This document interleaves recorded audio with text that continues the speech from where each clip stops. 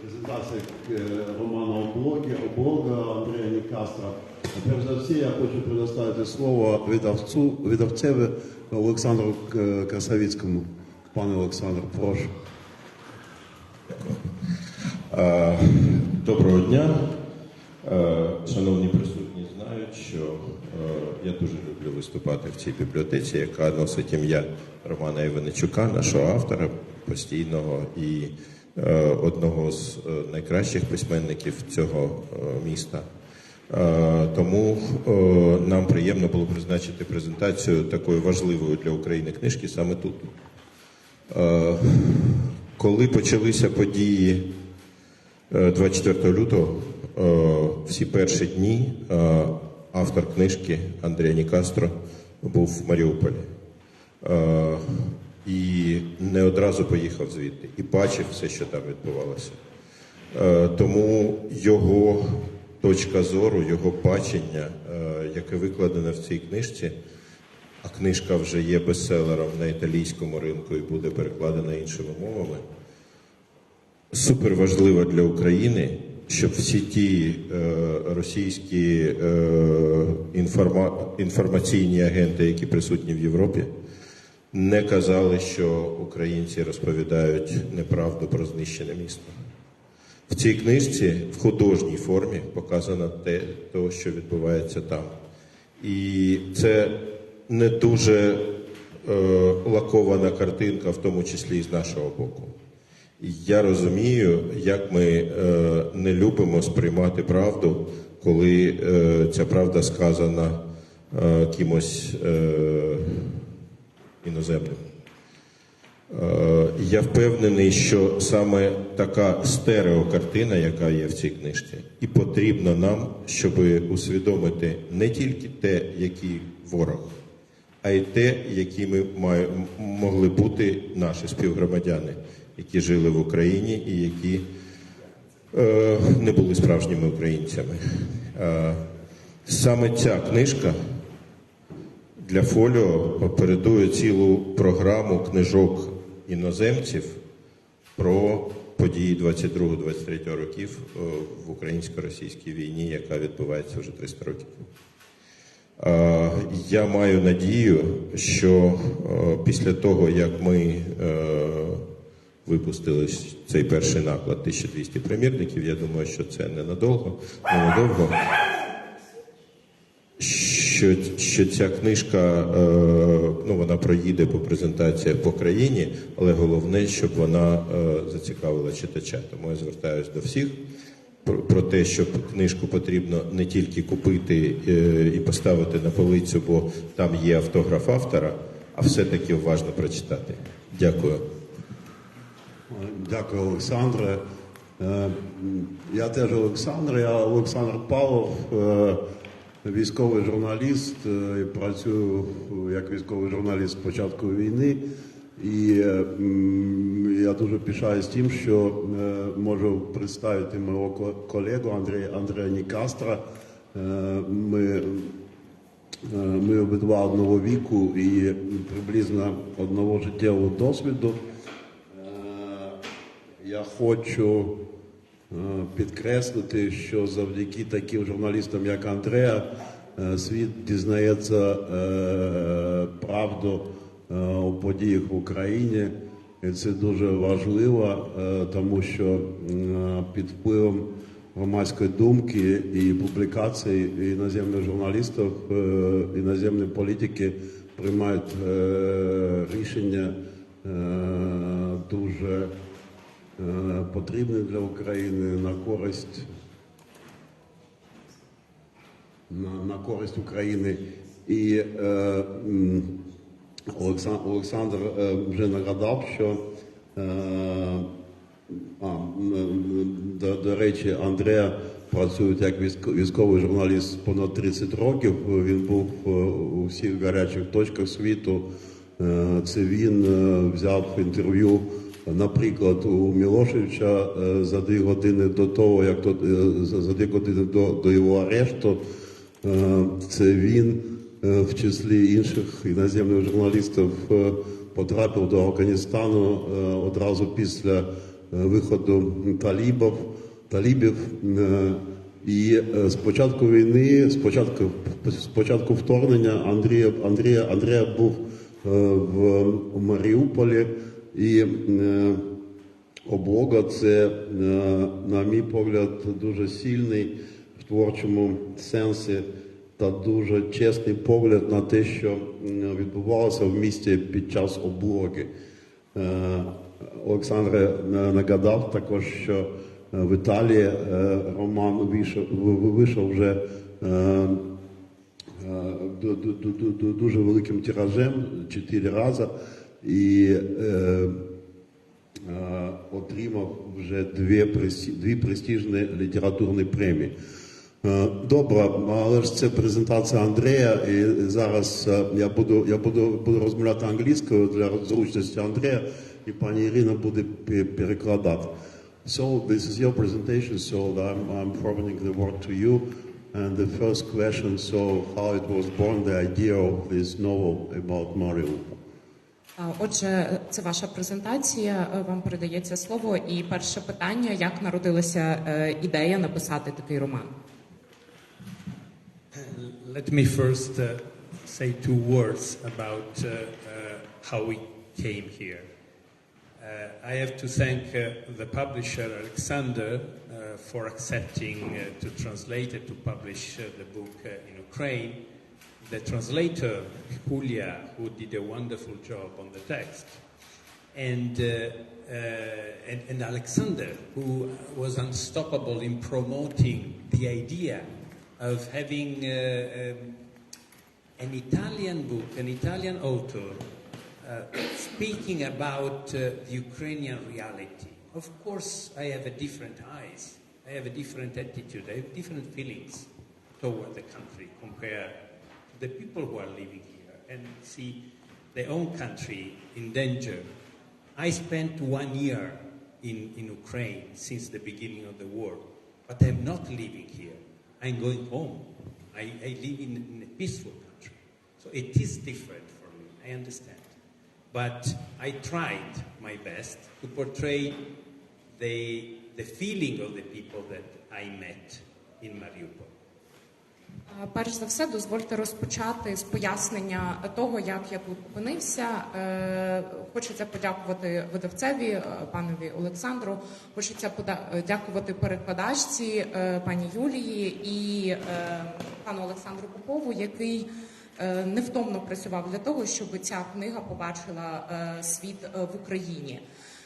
Я від початку війни провів рік на території України, але я не живу тут, я повертаюся додому і я живу в мирній країні. І, звичайно, моє сприйняття, моє бачення цих подій відрізняється від вашого сприйняття і вашого бачення. To answer the question of Alexander, I would say that being a journalist, the most natural result of my experience would have been a reportage or an essay.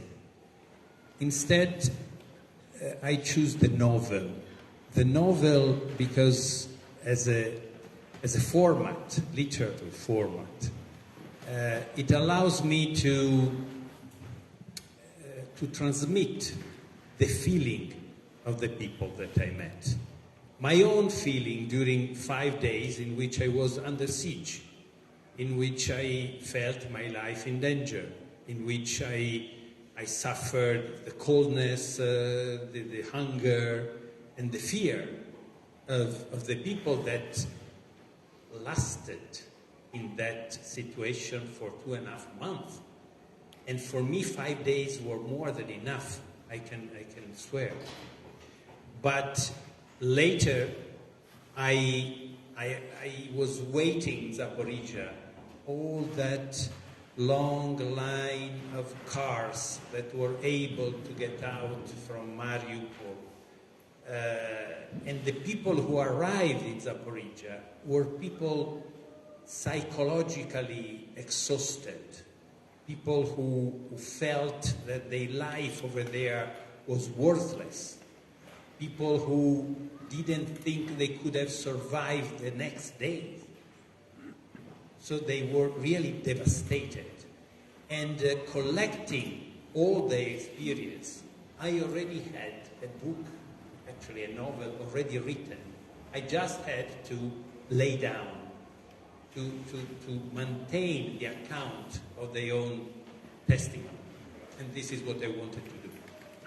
Оскільки я журналіст, то найочевиднішим результатом мого перебування був би репортаж або есей. Але я обрав форму романа, тому що саме ця форма дозволяє мені глибоко і в деталях передати свої власні відчуття, які я пережив, будучи в облозі в Маріуполі протягом 5 днів, і відчуття тих людей, які там були в облозі. Це відчуття холоду, відчуття голоду, відчуття страху. Повірте, мені вистачило 5 днів, але там були люди, для яких це все тривало значно довше. Потім я перебував у Запоріжжі і бачив цю довгу чергу з людей, які прибували, і вони були виснажені не лише фізично, а і психологічно. В той час, коли вони перебували в облозі, вони відчували, що їхнє життя нічого не варте. І, власне, просто зібравши їхні свідчення, у мене вже було достатньо матеріалу для цілого роману. Тобто мені залишалося просто все це систематизувати і викласти на папері.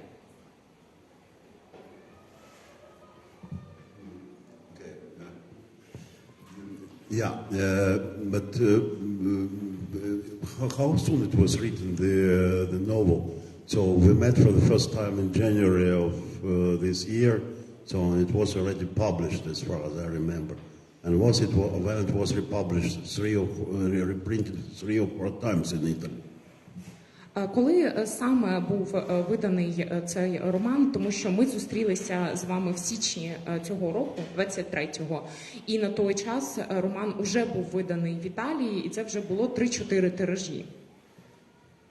Yeah, the book was written quite quickly, and the reason is very simple to understand. I had to get rid of all my nightmares, of all my, I think I was under shock. and the book was something like a therapy for me.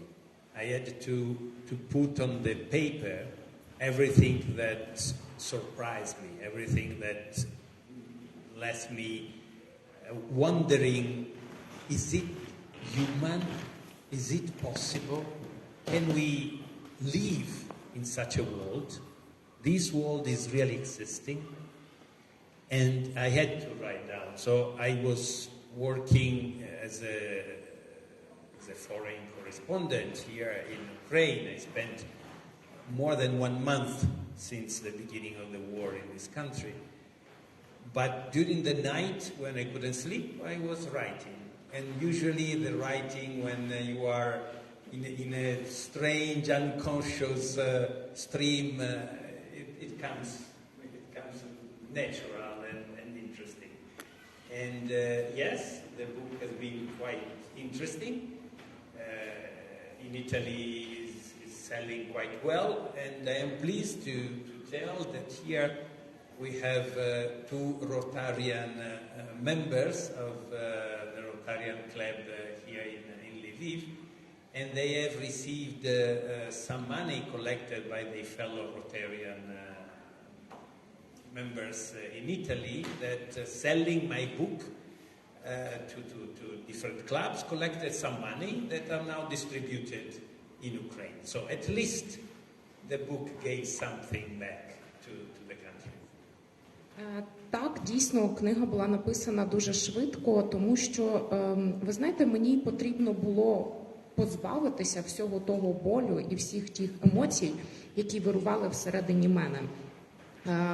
Вона стала своєрідною терапією, тому що мені потрібно було віддати паперові весь той шок і всі ті відчуття, які були всередині мене. Я перебував в Україні як іноземний журналіст. Вдень я працював, а вночі, коли я не міг заснути, я писав книжку. І, знаєте, це було таке відчуття потоку і напівсвідоме. В таких випадках текст народжується дуже швидко. Дійсно, книжка вийшла досить цікавою. В Італії вона користується популярністю. І сьогодні я задоволений тим, що в залі присутні члени Rotary Member клубу. Це організація, яка, зокрема, на зібрані в Італії кошти від продажу книжки. Ці кошти передаються сюди в Україну, вони йдуть на допомогу українцям. І мене дуже тішить те, що книга має і такий аспект своєї роботи і є корисною таким чином. Yeah, but you're covering the war in Ukraine since the beginning of the war. And as I noticed, being a journalist as well, you see, the interest to Ukraine is like a sinusoid, you see.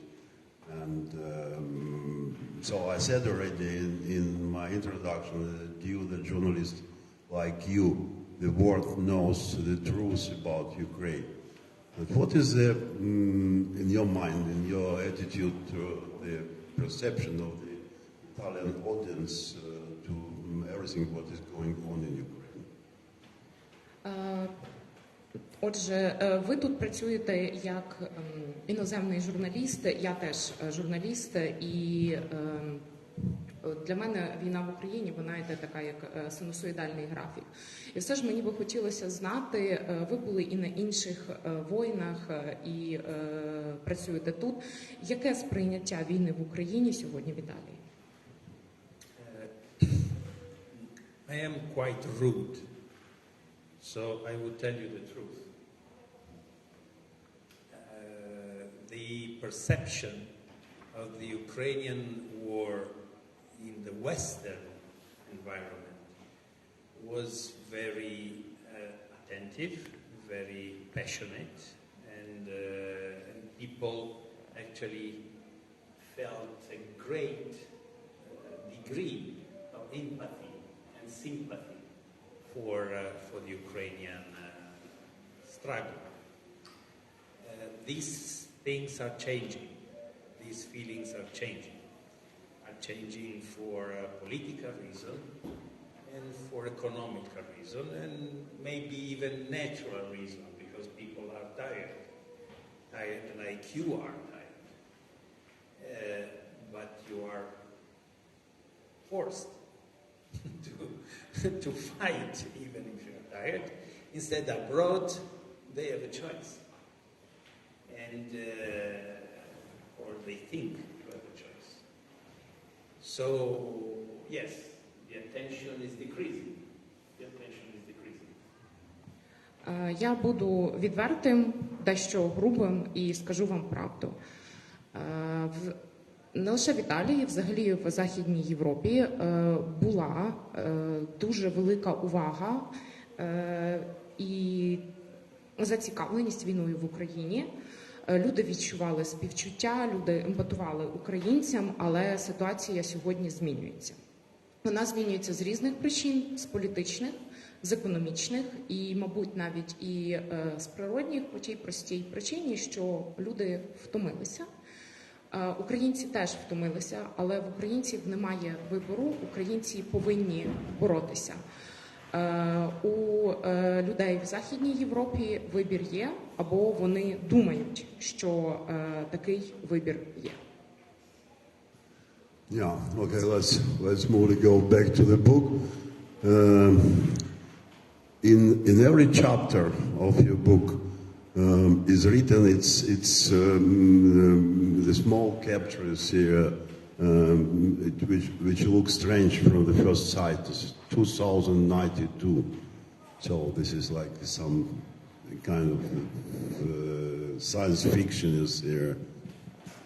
Повернімося до книжки. У кожному розділі є невелика напис, наприклад, 2092. І це виглядає як наукова фантастика чи щось подібне. Що це все таке? Well, the book is based on true facts. All the characters are acting in the book like I've been told. Someone in Mariupoł, from direct testimony, behaved in the city. So my narrative expedient was maybe to mix 3 or 4 accounts, 3 or 4 tales in just one character, one person in the book. But the things that this character is doing are true. There is just one exception that is really came out from my fantasy. That is the one that is mentioning Alexander. At the beginning of each chapter, there is a short tale with a different, even printed character, that is supposed to be the tale of a grandmother who survived to the Mariupol siege, is doing to her grandnephew in 70 years from now. So, in 1992. Отже, книга заснована на реальних фактах, на тому, що мені переповідали очевидці. Пишучи її, я часто поєднував 2-3 персонажів в один. Але все одно базується на свідченнях тих людей і на тому, що вони мені переповідали. Єдине виключення – це те, що нафантазував я сам. І в книжці це подано навіть іншим шрифтом. На початку кожного розділу є така собі бабуся, яка розповідає своїм онукам те, що відбулося в Маріуполі під час облоги, яку вона пережила, і ці всі події відбувалися 70 років тому. Тому от ми і пишемо 92 рік, перепрошую. This grandmother as well is based on a real character, a real person that I think you might remember. Her name is Alina, and she was the daughter of one medical doctor of the Azov Brigade that stayed inside the basement of the Azovstal. І навіть ця бабуся в моїй книжці, вона заснована на справжній людині. Я думаю, що ви можете її пам'ятати. Це Аліна, дочка одного з медичних працівників, які лишалися в підвалі на Азовсталі. We all saw a touching video of this girl child, Alina, singing a traditional lullaby, Ukrainian song. Я думаю, що всі ми бачили відео цієї маленької дівчинки, яка в підвалі співала українську колискову. And in reality, she was saved, and their mother was captured but then released. In my fiction, the mother dies, and she's captured and brought to Far East Russia to be Russianized. В реальності ця дівчинка була врятована, її мама потрапила в полон, потім її повернули. В своїй книзі я пишу про те, що мама буцімто померла, а дівчинку буцімто забрали в Росію на далекий схід для русифікації. And when I wrote it, the scandal and the war crime of the stolen baby was not still very present in the public debate. But this is the fruit of my imagination. I thought it could have been possible. And I described what happened to this little child in a Russian orphanage. Коли я писав книжку, то широка громадськість ще не так обговорювала тему викрадення українських дітей. Але я собі подумав, що таке могло би статися. І от, власне, в книжці написав про її життя в інтернаті в Росії. I thought it is part of the Mariupol tragedy as well. And I wanted to include in the book. Коли я писав, я думав, що ця частина була, і, власне, є частиною маріупольської трагедії, і мені хотілося включити і цю сторінку в свою книжку.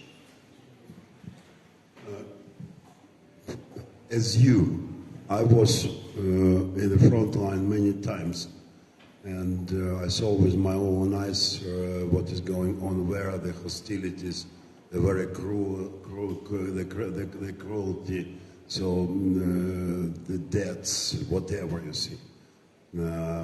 And for many Ukrainians, the war in the period of the war, so the world is split into the white and into the black.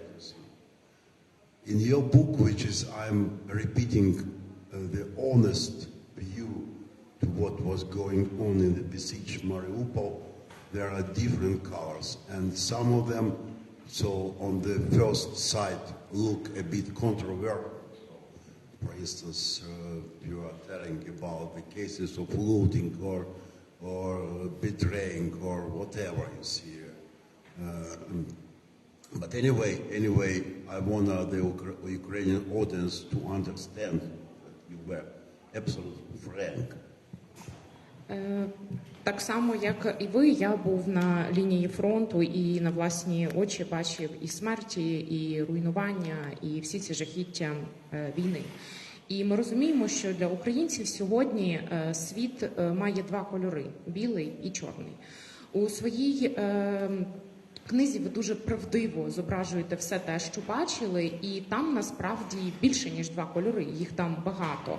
Ви пишете про зраду, ви пишете про грабування, про мародерство. Але я наголошую знову і знову, що ви дружньо ставитеся до України і пишете все те, що насправді відбувалося. Well, I think this is the great merit, the courage of the publishing house to edit a book which is not propaganda in a wartime. I mean, this is something that shows the variety and the democratic spirit of the country. This is really important. We all know, even if it's difficult to say, but we all know that not all the Russians are monsters. We all know that. It's difficult to say here in this moment of history, but it's true. And in the book there are Russian characters as well, with their own conviction that might be wrong, that are subjected to the decision of an authority that doesn't allow them to decide. But there are Russians that have human feelings as well. And there are Ukrainians who are on the right side of history that behave improperly, behaved in a rough and illegal way. Because the life is like that. Because the life doesn't mean that since you are in a country that has been invaded, all of a sudden all its citizens are saints. Unfortunately, it's not true. So, describing the reality, it means to put lots of gray in the picture. Because we know who is right and who is wrong. But inside the big pictures, each person has its own free will. And he can decide either to be a good guy or behave like a criminal. And could be on the two sides of the barricade. Я вважаю, що зі сторони видавництва було дуже сміливим опублікувати таку книжку у часи війни. Книжка, яка не є і це ознака демократичності суспільства і ознака готовності до сприймати речі так, як вони є. Ми всі знаємо, це може бути важко визнати, це може бути важко сказати, але монстрами є не тільки росіяни. У цій книжці на її сторінках є різні персонажі і є українці, які опинилися в історичному розрізі на правильному, на світлому боці, але вони поводяться негідно і вчиняють злочини. В цій книжці є росіяни, російські персонажі, які з суб'єктивних причин вони підпорядковані владі, підпорядковані якимось розпорядженням, але вони мають людські почуття. І ми повинні розуміти, що якщо на вашу країну напали, якщо ваша країна окупована, то це не значить, що всі жителі цієї країни автоматично стають святими. У кожного з нас є вибір особистий у тому, як поводитися і яку сторону обрати.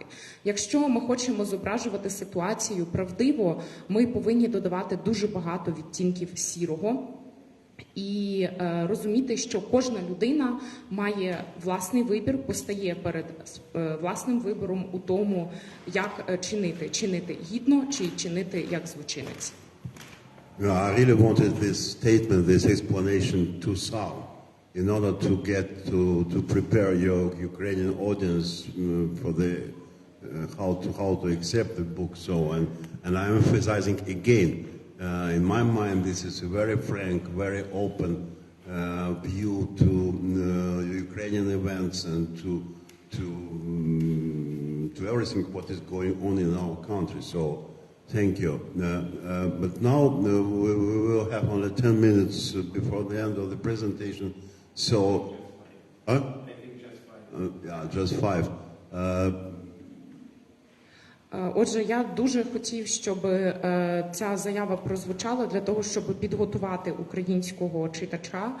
І я знову і знову наголошую, що ця книжка – це дуже чесне і відверте зображення тих подій, які відбувалися. У нас лишається 5-10 хвилин до закінчення. І саме тому запитання від аудиторії. Прошу, запитання. Міліш. Хтось хоче щось запитати? Прошу. Я вчора почула таку цікаву думку, що світ не готовий сприймати Росію як зло. Це пов'язано з тим, що навіть той же диявол – це є одна сторона Бога. І для світа дуже важко сприймати росіян як безумовне зло, тому що вони просто не мали такого досвіду в історії, крім фашизму, умовно кажучи. І прозвучала фраза, що от русський, він там був чимось хороший, але тут і Чикатіло, відомий вбивця, був для сусідів досить хорошою людиною. І якісь прояви людства, хороших рис у людини, вони можуть пов'язані бути з тимчасовим настроєм, але він залишається вбивцею.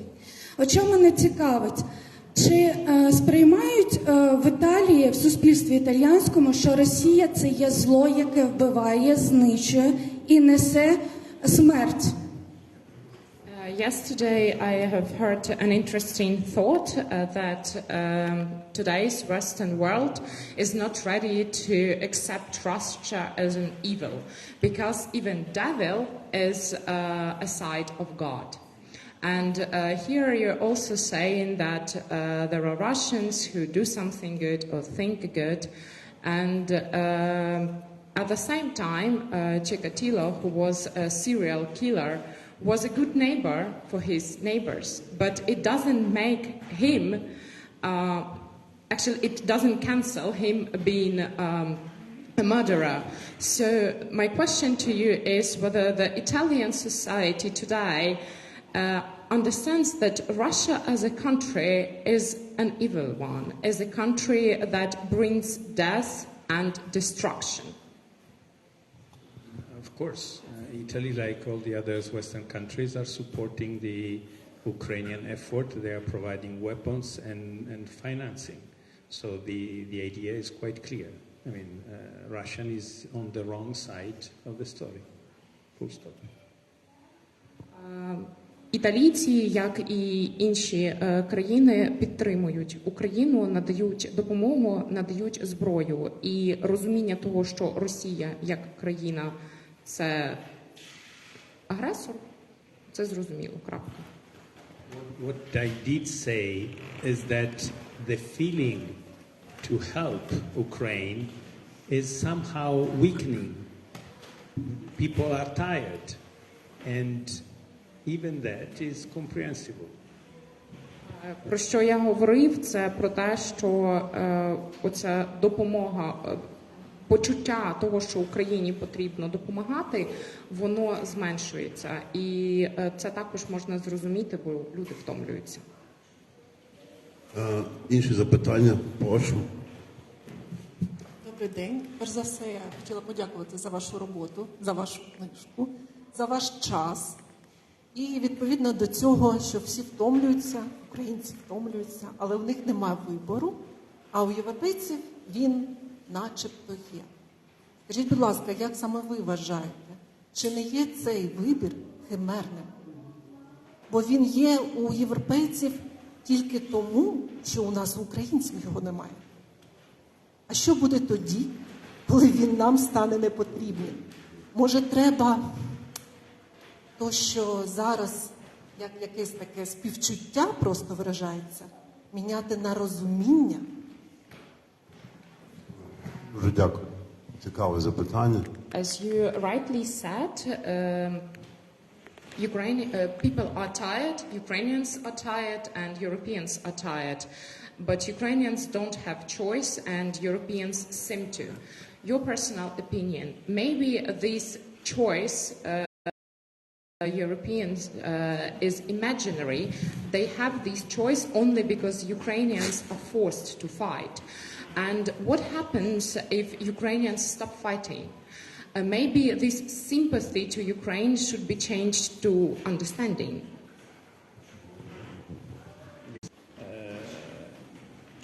But politics, it's complicated. And people have to rely on voters, and voters are thinking about their own wallet, and they might not even know where is Ukraine.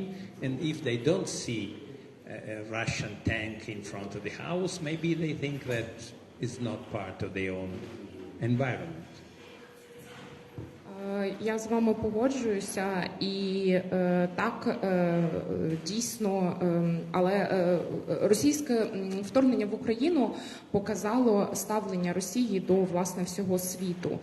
І політика все ж дуже складна справа.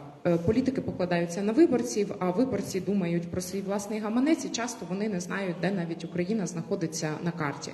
Якщо вони не бачать російського танка в себе перед вікном, то, на жаль, ця війна їх так не зачіпає.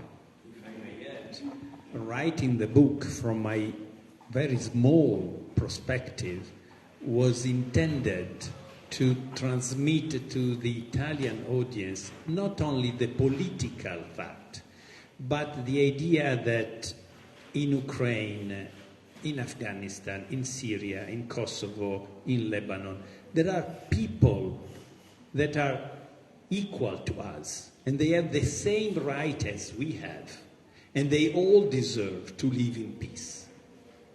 And trying to transmit this idea that humanity is akin.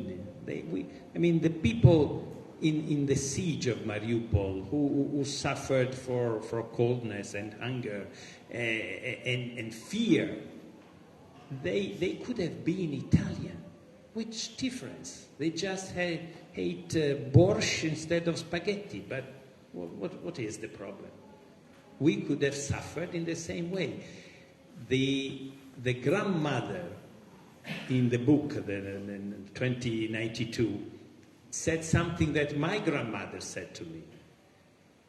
I can tell you what happened in Mariupol because be quiet, my dear.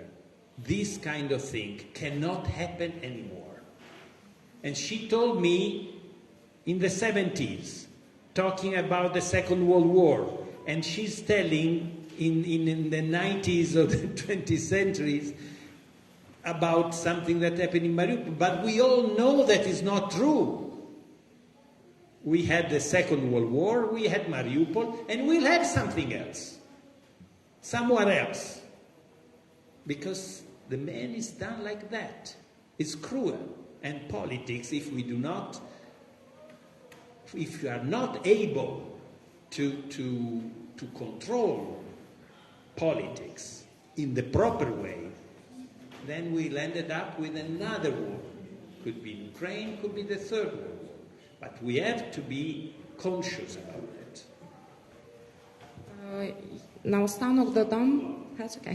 Наостанок додам, що я писав цю книжку саме з тією метою, щоб донести італійському читачу не політичну точку зору, а розповісти про звичайних людей. Розповісти про те, що в облозі в Маріуполі могли бути не українці, а італійці. Різниця в тому, що хтось їсть борщ, а хтось їсть спагеті, але всі ми люди. І війна може трапитися в Україні, в Косово, в Сирії, в Афганістані чи в Лівані. У моїй книжці ця бабуся говорить слова, які колись мені сказала моя рідна бабуся, що я тобі переповідаю це все, але ти не переживай, заспокойся, цього більше не повториться. Мені говорила це моя бабуся, коли говорила про Другу світову війну. У моїй книжці це говорить ця бабуся своїм онукам наприкінці 21 століття. Але ми всі знаємо, що це неправда. Ми всі знаємо, що це може повторитися. Люди жорстокі. І якщо ми належним чином не контролюємо політику, не контролюємо те, що відбувається, війна може повторитися знову. Це може бути війна в Україні, це може бути Третя світова.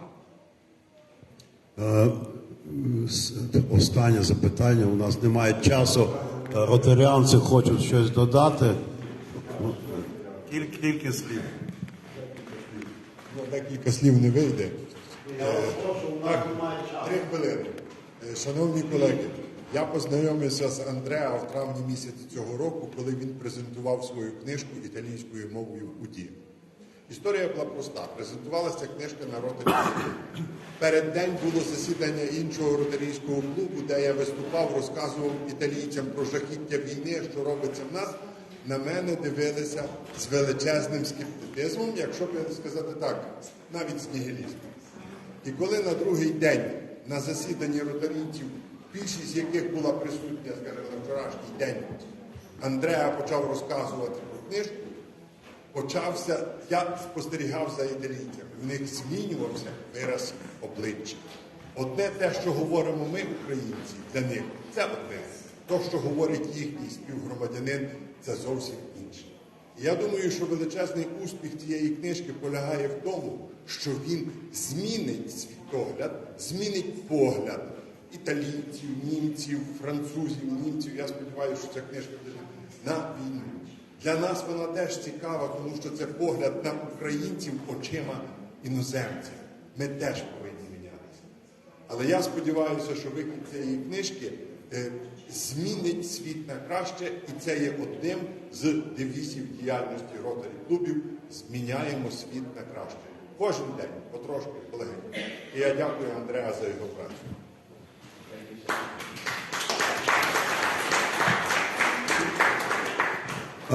Ми дуже всім вдячні за те, що прийшли на презентацію. І привітаємо Андреа з виходом його роману в Україні. Дуже вам вдячний.